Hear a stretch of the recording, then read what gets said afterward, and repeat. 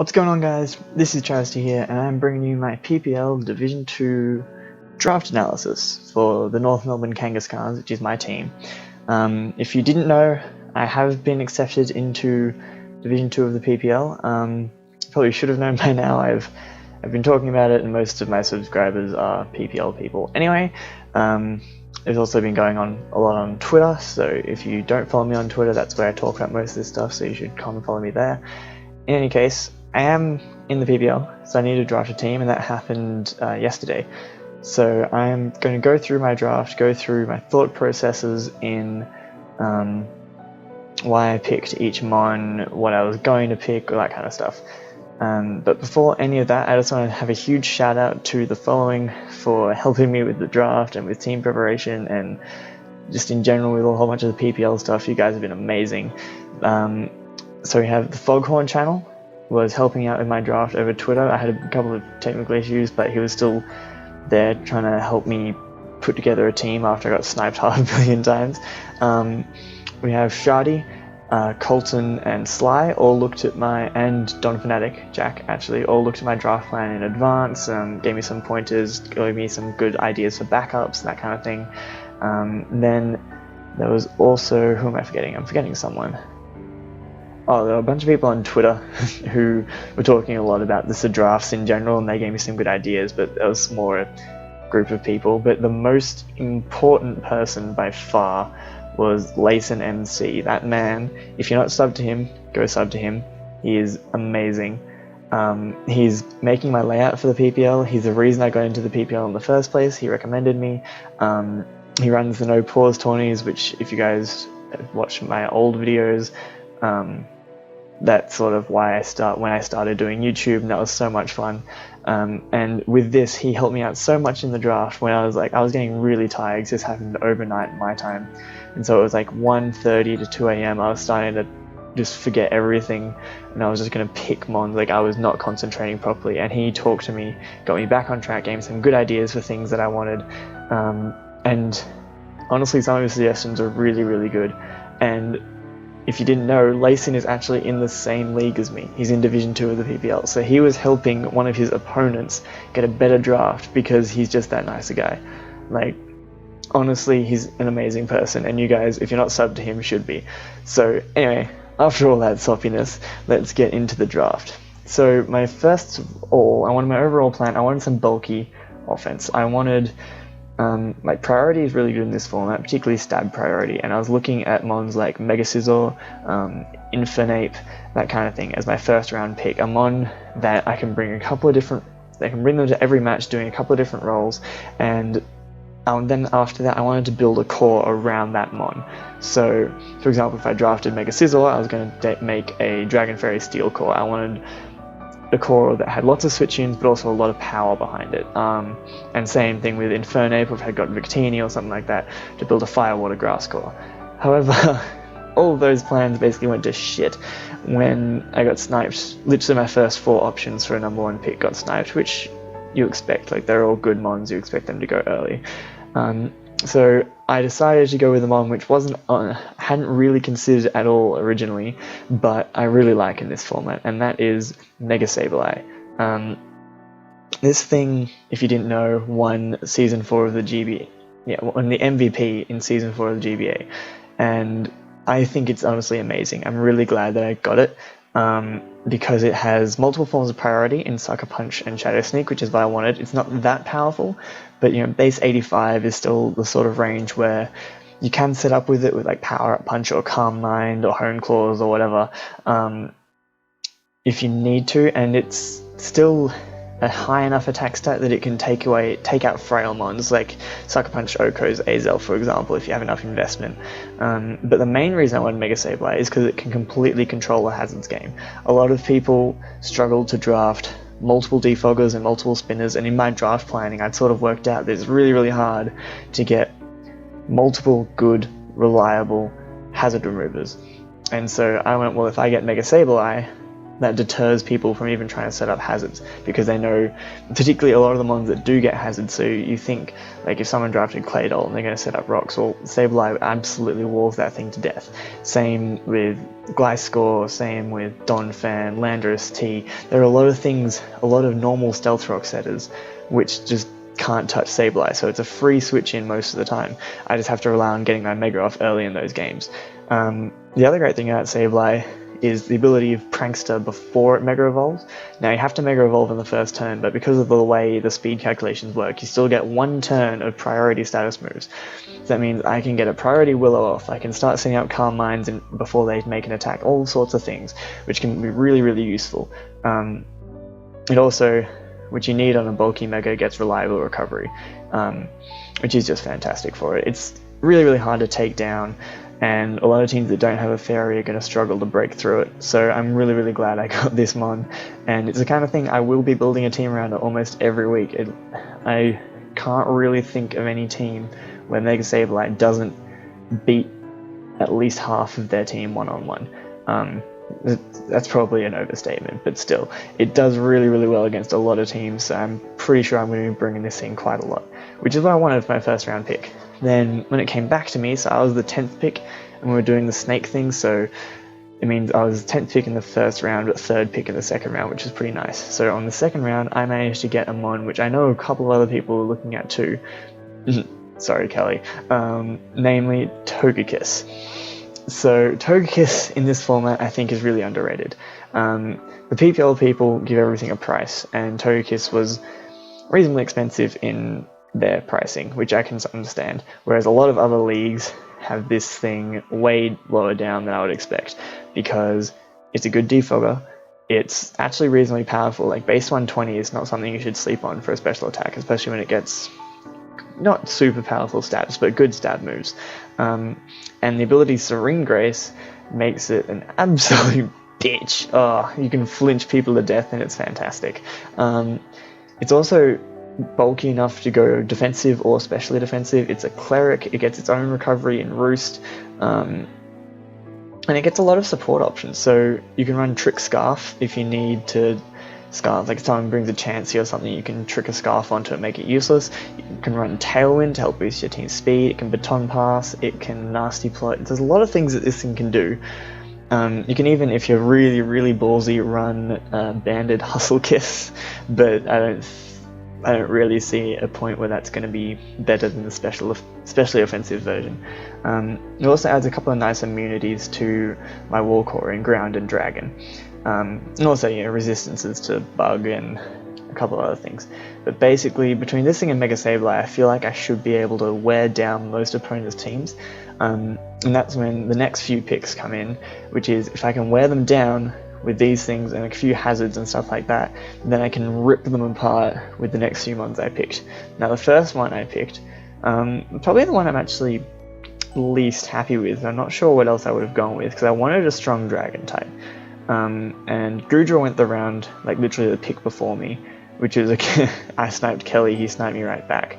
And I really wanted Goodra. That's, as you guys know, it's one of my absolutely favourite mons. There are so many awesome things you can do with it. But unfortunately that was gone. Salamence got drafted.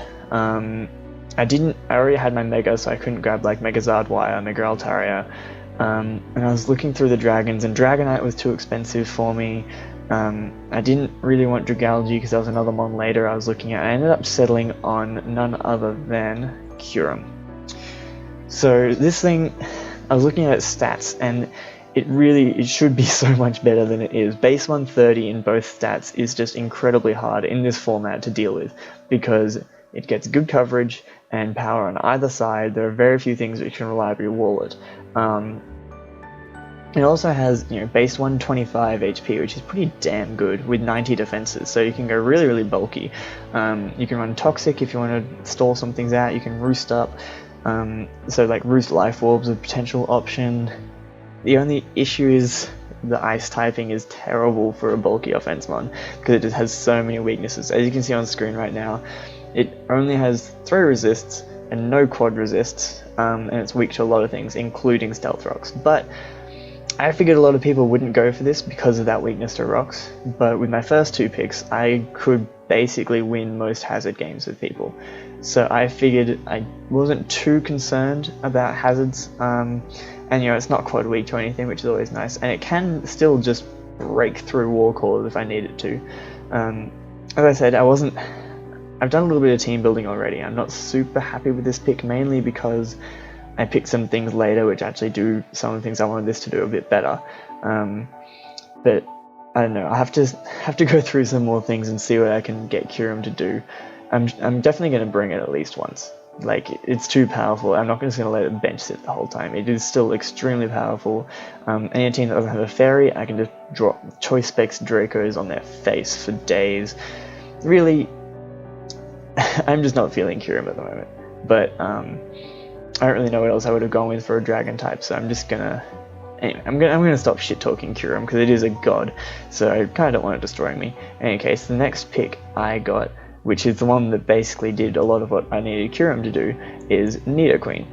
Now Nidoqueen, with the ability Sheer Force and the coverage that it gets, can hit pretty much everything ridiculously hard.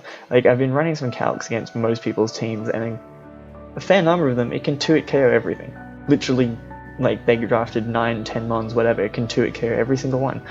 And that's just fantastic, which is why Kyurem may not be seeing much time, because I don't need it when I have another potentially mixed wall breaker.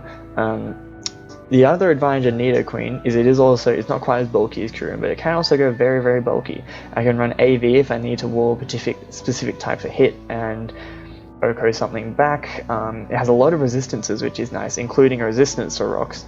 It's also a poison type, so I can get rid of toxic spikes straight away if I need to. It also gets hazards itself. So this is the first thing I've drafted that actually gets stealth rocks, and also gets rocks and spikes. Toxic spikes, not normal spikes, unfortunately. So if the situation occurs where I need to get something poisoned to wear them down, I can bring toxic spikes on Nidoqueen. Yeah, it's also a ground type. Electric immunity is always nice. If you draft a team without an electric immunity, I feel like you're putting yourself at risk, because most people draft an electric type, and letting them volt switch all over your face can be pretty risky. So I want a Nidoqueen for the setup. This and Togekiss were the only 2 mons that I had on my original draft plan. And there's a reason why. I really want to use those 2. I feel like they work well together. The only problem is that ice weakness, which I'm starting to build up, but I kind of work around that, I guess. Not really. I do have a bit of an ice weakness, but there aren't too many ice types which I can't destroy as well. And one of the things that's going to be destroying ice types, wow, what a segue, is none other than Dumb Manatan, or Troy, because his eyebrows are hilarious. Okay, basically Dumb Manatan does one thing. It clicks Flare Blitz, and then something dies. But that's all I needed it to do. It's fast enough that I can run a Choice Scarf set and just clean up late game. It is a decently bulky with 105 HP, like defense is a bit poor, but it can be bulky enough if I need it to. It can take hits, it's not so frail that it just dies to any form of priority. And not very many things can actually switch in if you run like Choice Banded Adamant. Most things just die. And that's what I wanted, like Nidoqueen, it gets coverage, which means I don't want to choice it. Whereas Darmanitan, I can chuck a Choice Scarf on there if I know I'm going to outspeed most of the opponent's team or all of the opponent's team. I can wear things down, I can get my hazards up, I can use Nidoqueen and Kyurem mid-game to hit them hard, take a good 50% out. Then I can just bring in Darmanitan, click Flare Blitz, and watch the rest of the team die. Like, it's as simple as that. Obviously, Victini would have been a better version, but Victini went in first round. Entei also would have been, I would have preferred because it gets extreme speed. Entei also went first round, so Darmanitan it was. That said, I am pretty happy with this thing. It does hit harder than Entei. It doesn't get priority, but it does basically destroy things a lot better because it gets a much higher attack stat and sheer force. In any case, that started off my Fire Water Grass core, but I still haven't completed the Dragon Fairy Steel core. I went close because I got a poison type in Nidoqueen, but at this point I was starting to look for a steel type. A lot of things went through my head. I looked at Doublade for a while. Eventually decided against it. I looked at Magneton, but I think, not sure if it had gone already or if I just decided I didn't want it. Jirachi was the first thing that crossed my mind, but again, it was really expensive and I wasn't sure if I was willing to invest that much. In hindsight, it possibly would have been an incredible core to have of Jirachi and Togekiss, because that would have just destroyed people, quite literally. But I think Jirachi got drafted before I picked up Darmanitan anyway. I'm not 100% sure. In any case, I was looking through a lot of steel types. I eventually settled on one which I'm not sure how comfortable I am with it. The reason I wanted a steel type was I needed something to deal with the fairies that are around, because Mega Sableye hates them. So I already had Nidoqueen which could nuke them, but a lot of fairies also get psychic coverage, so I wanted something that could take, fairy type hits, psychic hits, and hit them back really, really hard. The only problem is I also needed a few other things, and at this point I decided that, you know what, this next mon is bulky enough that it can take them, it just doesn't resist either of them. That mon is Cobalion.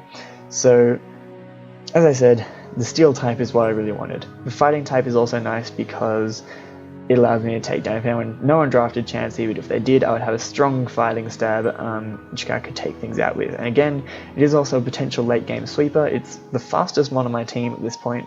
It is actually, I think, the fastest mon overall. I was intending to get some other faster things, but again, they got sniped. The main reason I wanted this was, like I said, as a fairy and psychic type switching, which hasn't worked particularly well because it doesn't resist either. But it can still take out most fairies. It gets Stab, Iron Head, or Flash Cannon, depending on whether you want to hit them special or physical side. The other thing I really wanted that Cobalion had is another rock setup, because I didn't want to be forced to bring Stealth Rocks on Nidoqueen if I needed hazards, because Nidoqueen has so much better coverage, so many other things it can do. Whereas with Cobalion, I'm happy to bring Stealth Rocks. I can use it as a Taunt lead set with Taunt Rocks and Volt Switch, something like that. It gets some pretty cool things. It also has Justified, which is nice, because it means I can run physical, and I can stop knockoff spam. Not that my team is weak to knockoff, but it's still a thing. So that could be nice. Get a +1 boost and then start wrecking shop. And the speed is really, really useful, because even just having a fast mon means that people have to speed creep it. That's one of the issues I found when I drafted for Passat 2. My fastest mon was Mega Gardevoir, and I couldn't even scarf it, right? Because it's a Mega. So the issue was a lot of people, if you've watched my match against Slyro, he mentioned the fact that he ran no speed investment on Mega Alakazam and still outsped my entire team. And I don't like that, because it means you can run massive bulk, still outspeed everything. It's just a huge problem. So having that base 108 is really nice, because it forces things, and then I can speed creep things like the base 100s. I can take them out that way.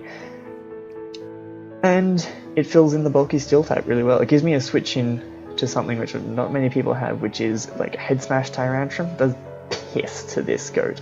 Like, Cobalion can just eat it up, quad resists it. It's another very good rock resist. And yeah, in fact it gets Volt Switch, I've never understood, but it's nice to have a Volt Switch. A Volt Switch user. At this point I didn't have any Volt Turn at all. But I thought that was something I could build in if I wanted to. I have Darmanitan which can U-turn, I guess. So yeah, this is when I was starting to build in Volt Turning as well, because that's a playstyle which I can use. It's not something. It's a lot of the playstyles I can use with this team are not something I'm going to bring regularly. Just things that in particular weeks it could be useful. So I wanted to have a good core that could function in that way, and this is part of my Volt Turning core. It's also part of the Dragon Fairy Steel core. It's also a hazard setter. The one thing I haven't mentioned yet is the fact that it gets Swords Dance and Calm Mind, which is really, really useful. It's one of the only mons on my team that can actually set up, that and Mega Sableye, and Mega Sableye is not quite as powerful, although base 90 attacks versus base 85, they both do a pretty similar job. But the advantage of Cobalion is it's a lot faster, so if I do set up an SD, I can potentially outspeed someone's entire team and just clean up. I can also bring it very, very bulky. Base 129 defense is phenomenal, honestly. And it's got a decently good typing. It gives me a poison immunity, which I didn't really need because I have Nidoqueen, which quad resists. But it pairs very, very well with Togekiss, basically, because this thing is weak to ground and fighting. Togekiss is immune to ground and quad resist fighting. Similarly, Togekiss is weak to electric, which is neutral on this. Rock, quad resisted, ice resisted.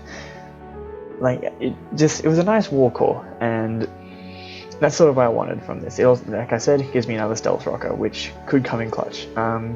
Anyway, the next pick I had was in fact Kadabra. This thing I think was really, really underrated, honestly. It was only on the list because I was looking through teams. I was like, hey, I could use Kadabra, that could be useful. And looked at the pricing, and it wasn't even on the pricing list. They hadn't considered it. And I talked to someone, and I asked why it wasn't on the list, because I felt I did very strongly consider not mentioning it and picking it up for only 2 mil, but then I went, no, because if someone else saw something really good, I'd want them to tell people, so we put it on the list and put it at a price. So I told people, I said, why is Kadabra not on the list, why does this not cost more? And they still only made it 4 mil, which I think is actually pretty cheap, because things like Sigilyph, for example, are 7 mil, and a lot of, well, if you guys know, those stats are not right. I just realized my stats on this thing are not right. Should be basically nothing in HP, attack, defense, like 70 special defense, but it's base 120 special attack and base 105 speed, which is what I wanted it for. It also has Magic Guard, which, if you guys know John, aka Pokemon, he used Sigilyph in the GBA because it had Magic Guard Focus Sash. Sigilyph is not as fast and not as powerful as Kadabra. I can still do the Magic Guard Focus Sash thing. I can also chuck a Life Orb on there if I'm guaranteed outspeed a lot of things, a team that doesn't have much priority, for example, and I can wreck shop. The main issue with Kadabra is it is absolutely piss frail, but I have a very bulky core. I have 6 mons before this, which are very, very bulky. There's not a single one of them which you would call frail. Like, Darmanitan's the closest thing to frail, and it still has base 105 HP, so that's pretty solid.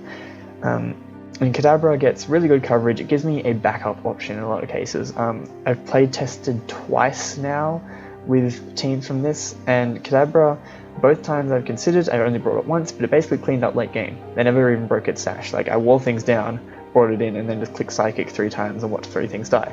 Because against the right team, it can outspeed a lot of things, and it can hit really, really hard. It also has, like, I only noticed this after I drafted it and I was looking for things. I was looking at other potential things I could bring to play with. Like, I was looking at if I could bring Trick Room, Dual Screens, and this thing gets both of those. It also, I believe it gets Trick. So it gives me another potential Trick Scarfer, or because of Magic Guard, I can run Trick Toxic Orb or Trick Sticky Barb or something like that to take out a particular wall. And that's going to be really, really useful. The only issue is if I'm going to run a support set, I will need... I don't know how I'm going to deal with it being so frail. It will basically be a bring it in, trick the thing, die, but that could be useful. It could be a trade-off, to get rid of a particular wall, which would have stopped my sweep later. So I'm really happy with Kadabra. I lied before. I said I only had 2 things from my original draft plan. Kadabra I put on a draft plan. After I noticed it was only 4 mil, I built it into my team, because I originally had teams of like 9 or 10 mons. If I got this thing for 4 mil, and then I could go up to 11 mons if I needed to. I'm really, really happy with this pick. This is one of the few picks which I was really, really keen on. I was going to get a counterpart to it, which is Tauros. They're an NU offensive core I've used a little bit, but unfortunately Tauros got sniped from me as well, which I'm really upset about, because I was so keen to use Tauros. But you know what, another season maybe. Instead of which, for my next round, I actually grabbed Lantern. I didn't have a bulky water yet. I didn't have an electric type yet. Those are both things which can be really, really useful. It also gives me a water immunity, which I didn't have, and an electric immunity. It also resists ice. It resists steel. It doesn't resist rock. But again, it pairs pretty well with whatchamacallit? The thing that I'm thinking of, Togekiss. Sorry guys, I'm still new to this. It pairs really well with Togekiss because, it gets hit by grass and ground. Guess what Togekiss doesn't give a shit about? And similarly, if someone's going to click an ice move on Togekiss, I can bring in Lantern. It's surprisingly bulky, honestly. I didn't think so, because 125 HP is fantastic, but it only like 56 defense and 78 special defense, and that's not. Excuse me for a minute.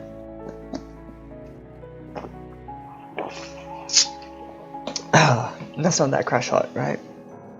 God damn, this is hard. I've been trying to do this all day and I keep getting interrupted, so my voice is starting to get really worn down.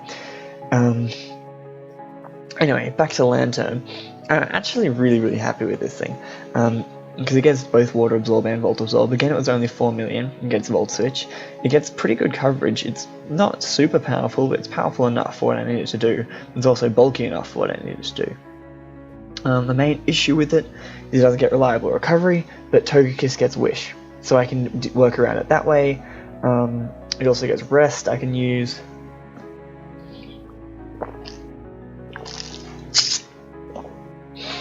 And probably, most importantly, I can always, if someone locks himself into Scald or something, I can Water Absorb it back up and get my health back that way. It also adds to my priority somehow, because for some reason this goddamn fish gets Sucker Punch. I don't know, ask Game Freak. So to pair up with Dory, our Lantern, that's actually my 10th pick, so that's going to come after this, but you'll see how those two pair nicely together.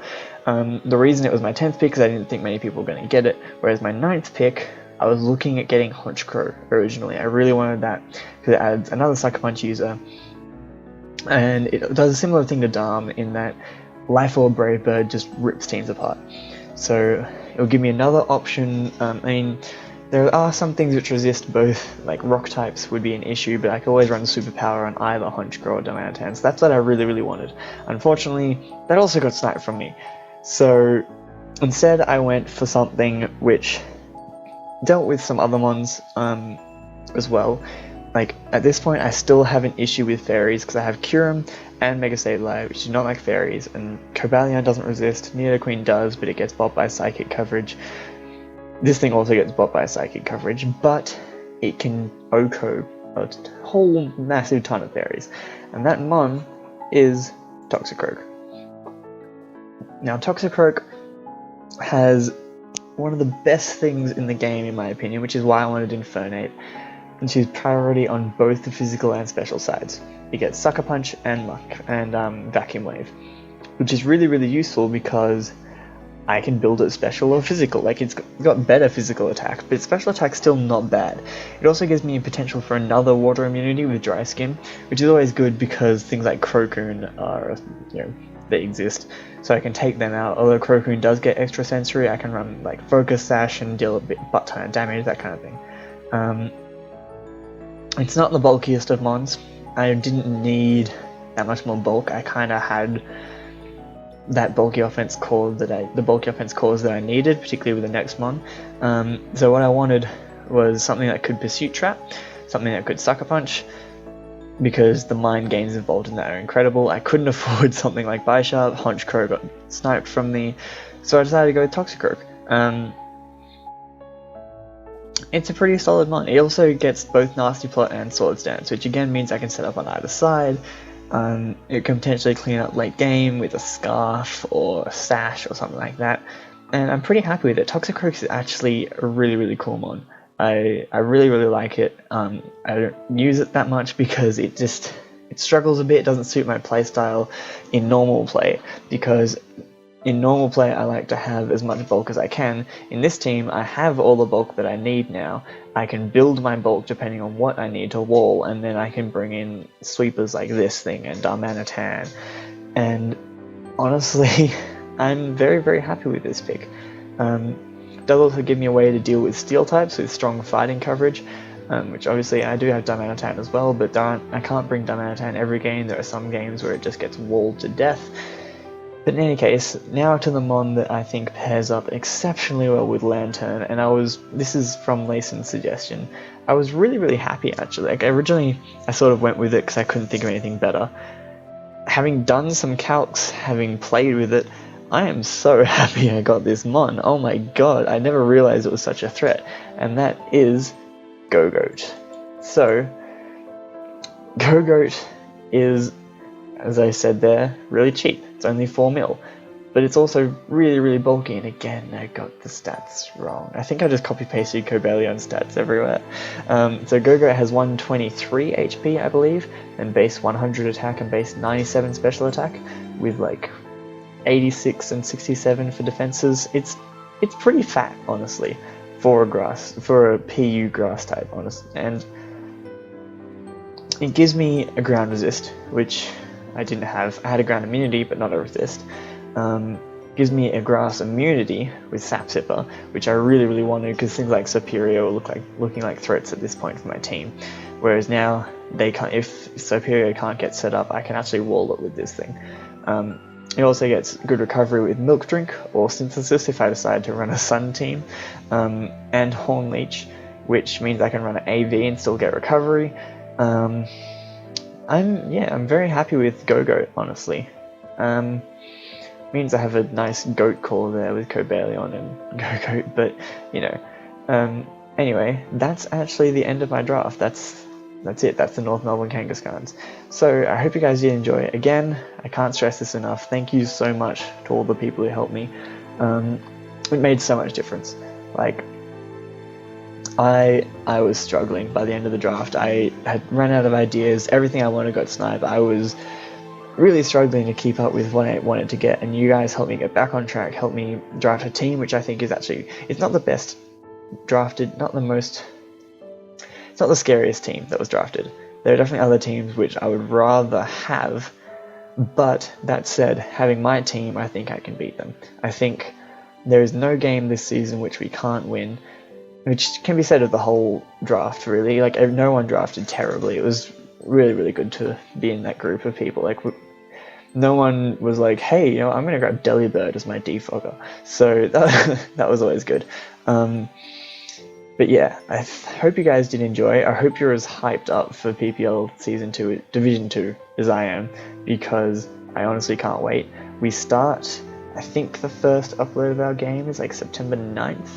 That we'll start playing early September, and I can't wait, honestly. I've already started building teams, preparing for particular people, and I really, really just want to get to playing and see how this season goes. Even if we go 0-11, I will probably learn so much about how to play in a draft league and hopefully come back better next time.